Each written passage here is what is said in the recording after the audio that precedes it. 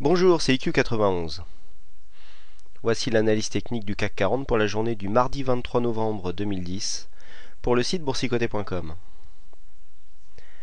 Aujourd'hui, grosse séance de baisse, tout a été dans le même sens. Nous avons ouvert sur un fort gap baissier à 3792,14. Le plus haut a été marqué juste au-dessus de la barre des 3800 points à 3803,86.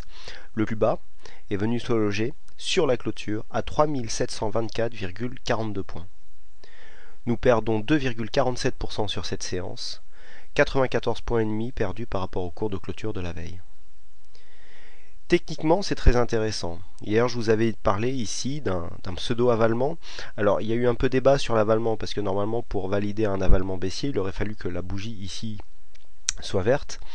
Je n'avais pas totalement validé cet avalement du fait du manque ici de volume. Mais par contre, je considérais que comme l'avalement englobait ici les deux précédentes bougies et que la tendance de ces deux bougies était haussière, j'ai donc validé un avalement baissier. Bon. Il manquait de puissance à mon goût, du fait du manque de volume, mais on est venu confirmer aujourd'hui et donc du même coup invalider ce que je vous avais indiqué comme un Tazuki Gap, le Gap Tazuki, pardon, du fait de la clôture ici à l'intérieur du gap sans le refermer. Alors c'est très intéressant ce qu'il s'est passé aujourd'hui, car nous avons ouvert donc sur un gap baissier, mais compris dans le précédent gap, c'est-à-dire on est venu à peine ici commencer à entamer le gap, mais le gap est toujours ouvert. Simplement, il existe maintenant dans les deux sens, à la hausse et à la baisse. Alors, ça nous donne une figure relativement intéressante ici, qui est assez rare, qui est un îlot de renversement, pardon. Alors, quand il n'y a qu'une bougie, on peut parler de bébé abandonné ou d'étoile du soir. Ici, du fait que nous ayons plusieurs bougies, on parle donc d'îlot de renversement. Alors c'est une figure baissière, malgré le fait que nous ne soyons pas ici, si l'on se place du point de vue de la figure, dans une tendance haussière. Nous avions eu ici une ouverture sur un gap de rupture, ensuite on avait stagné, on rouvre ici un deuxième gap et on vient confirmer avec une grosse séance de baisse. Donc c'est un îlot de renversement, donc figure baissière. Mais du fait que nous ne soyons pas dans une tendance haussière, en fait, c'est tout simplement pas une figure de renversement, mais de continuité si l'on se place ici au sein de cette tendance baissière. D'autant plus que ici, sur cette bougie, nous avons des volumes largement supérieurs à la moyenne. C'est quand même assez inquiétant si on regarde lors de ces dernières semaines toutes les séances qui sortent le plus de la moyenne au niveau des volumes sont des séances baissières. Depuis en fait que nous sommes ici, nous avons marqué un plus haut, et bien on voit que toutes les séances qui ont des volumes supérieurs à la moyenne sont baissières, ce qui implique en fait que nous sommes dans une tendance de fond qui sera en train de passer à la baisse suite à la belle hausse que nous avions eue lors du mois d'octobre et début novembre. Alors, d'un point de vue de la tendance, c'est assez inquiétant si on est haussier, puisque ici, nous avions tracé un Fibonacci ici pour calculer les retracements de cette tendance, et puis quand on regarde ici cette bougie, eh bien nous nous apercevons que nous sommes venus ici casser les 61,8. On voit ici qu'on avait rebondi, même si ici l'attaque avait été un petit peu au niveau de l'ouverture, on était venu un peu et puis hop, on s'était appuyé sur les 3750 avant de remonter. Ici, eh bien un peu comme de l'autre côté, on est venu ouvrir juste au-dessus des 23,6 qui normalement ouvrait la voie à un nouveau plus haut, mais on est venu ici confirmer, enfin on est venu ici infirmer à la baisse, et puis avec le gap baissier suivi d'une séance avec des forts volumes, eh bien nous confirmons en fait la tendance baissière qui se trouve ici et qui peut nous ramener vers les 3640 points. Donc c'est le prochain objectif. Si nous confirmons donc, si c'est ce que nous disent les retracements de Fibonacci, j'avais personnellement joué ici un renversement, mais bon, voilà, on peut se tromper, ça arrive. Le tout c'est d'après de gérer correctement ces erreurs pour ne pas se trouver pris à contre-pied. Donc signal tout de même validé sur le CAC 40 puisque nous avons cassé ici les 3760 points. Donc le signal en fait est valide. Nous avons ici cassé les 3760, nous avons financé le stop à 3730. Donc au niveau de ce signal, nous sommes sûrs de sortir minimum sur un trade neutre.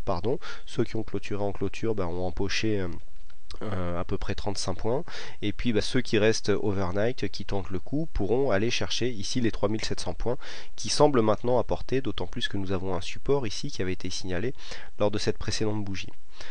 Du point de vue du Forex, nous avons une configuration à peu près identique, puisque après la hausse que nous avions eue ici au sortir de cette tendance baissière, une belle sortie assez propre, eh bien on vient ici infirmer cette reprise, puisque nous venons marquer un plus bas inférieur ici à ce plus bas. Donc nous invalidons la tendance haussière qui se mettait en place, et vous voyez qu'on avait eu du mal, puisque ici nous avions eu d'ailleurs un signal qui était perdant, puisque la cassure n'avait pas eu lieu. Eh bien on n'a pas réussi à casser ici ce précédent plus haut, et puis on est venu donc marquer une belle séance baissière aujourd'hui. Alors ça nous a permis de prendre un signal sur le Forex, puisque l'euro-dollar avait un signal à 1,3450 à la baisse. On est venu marquer les 1,34, donc le stop a été financé et le take profit a été touché. Donc pour l'instant tout va bien sur l'euro-dollar. On a eu un trade perdant en début de semaine, on a un trade gagnant aujourd'hui. Et bien ça nous fait passer positif sur cette paire de devises. Alors vous voyez ici la survente assez marquée au niveau du RSI et du stochastique. Par contre on voit dans ce genre de configuration que le MACD lui est bien baissier encore. Donc avant de jouer cette survente, il est conseillé d'attendre que le MACD se retourne, donc que les histogrammes repassent en progression positive. Voilà donc ce que l'on peut dire sur l'euro-dollar.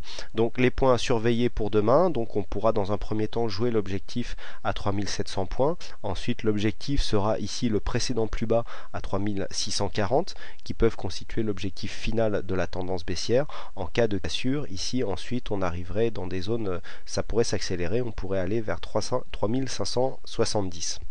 Voilà donc ce qu'il faut surveiller.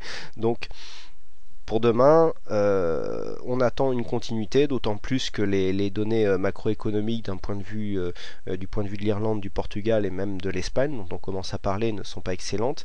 Et puis il y a la géopolitique qui commence à s'y mettre, puisque un conflit pourrait éclater entre les deux Corées, ce qui n'arrange rien par les temps qui courent. Donc pour demain, voilà le portefeuille boursicoté.com. Comme je vous disais tout à l'heure, on peut faire des erreurs. Là il y en a une belle illustration. Voilà, là des erreurs sur le portefeuille, j'en ai plein. Ça en fait c'est le portefeuille donc qui est suivi par boursicoté.com. Donc je vous rappelle que le portefeuille avait été commencé alors que le CAC avait une valeur de 3860. Nous sommes en perte globale à 1,62. Nous perdons 0,24% sur cette séance, donc légère perte quand même, mais bien limitée par rapport au CAC où on perd 2,5. Je vous rappelle qu'on n'a aucune vente à découvert, juste ici le Lixor ETF BX4 qui nous sert de tempérer les périodes de baisse. Alors quand je vous dis qu'on peut faire des erreurs, voilà, des erreurs j'en ai fait plein. Ça c'est tous les trades qui sont sortis perdants. Vous voyez qu'il y en a beaucoup, il y en a... Ici, nous en avons 6 pour un trade gagnant très léger. Mais vous voyez qu'avec un bon money management et une bonne stratégie, on peut quand même réussir à dégager des bénéfices, puisque en conservant les trades gagnants, en laissant courir les gains, eh bien, on peut avoir finalement un bilan positif et arriver à faire du profit, même dans des marchés mouvementés, et même dans le cadre d'un PEA, car je vous rappelle que j'essaye de répliquer ici la gestion d'un PEA, donc sans effet de levier et sans vente à découvert, tout en achetant au comptant, eh bien on peut arriver avec un CAC qui perd de la valeur à générer des gains. Voilà, c'est ce que j'essaye de montrer en gérant un portefeuille de cette manière. Donc vous pouvez vous abonner à Boursematch. Vous voyez, il y a déjà 29 abonnés, donc vous pouvez vous abonner à ce site et vous recevrez les ordres que je place en temps réel, les ordres qui sont toujours placés en dehors des heures d'ouverture des marchés, en général le soir ou la nuit selon ma disponibilité. Voilà, je vous remercie encore une fois à toutes et à tous pour votre participation. Alors pour le chat est nouveau. Pour ceux qui ont du mal, il faut recréer un compte pour pouvoir participer au chat. Inutile d'essayer de vous loguer avec vos anciens identifiants, ça ne marche pas. Voilà, donc merci pour votre participation. Il ne me reste plus qu'à vous souhaiter à toutes et à tous une bonne soirée, bonne chance dans vos trades, et je vous donne rendez-vous dès demain pour une prochaine analyse. Bonsoir.